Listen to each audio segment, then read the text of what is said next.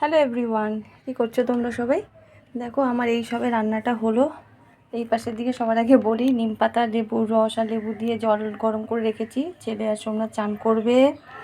এই পাশে ভাতটা আমি গামলা থেকে আজার করে মানে খালি করে রেখেছি, গামলা ঢেলে রেখেছি, যেহেতু অনেক সকালে বসিয়েছিলাম তো যদি নষ্ট হয়ে যায়। সকাল তেমন না, ওই 10:30 পৌনে 11টা এরকম, তবুও যদি নষ্ট হয়ে যায় তার জন্য গামলায় ঢেলে রেখেছি।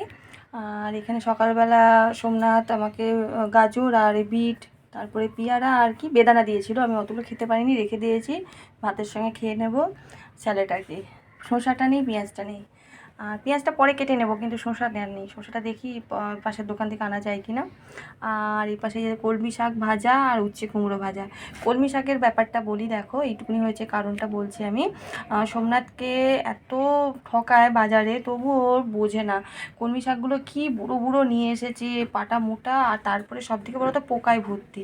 তো তার মধ্যে কিছু কিছু বেছে নিয়েছি, নিয়ে হালকা নুন আর হালকা গরম জলে আমি করে নিয়েছি, নিয়ে তারপরে রান্না করেছি রসুন দিয়ে, কাঁচা লঙ্কা দিয়ে। আর এই পাশে কালো জিরে দিয়ে উচ্ছে কুমড়ো ভাজা। আর এই যে সানডে স্পেশাল মাংস, মানে চিকেন আর কি। আমি পাতলা করে করেছি, দেখে তো মনে হচ্ছে লাল লাল, না গো, আমি খুব পাতলা করে দিয়েছি। ও পেঁপে দিয়ে রান্না করেছে, পেঁপেও দিয়েছি।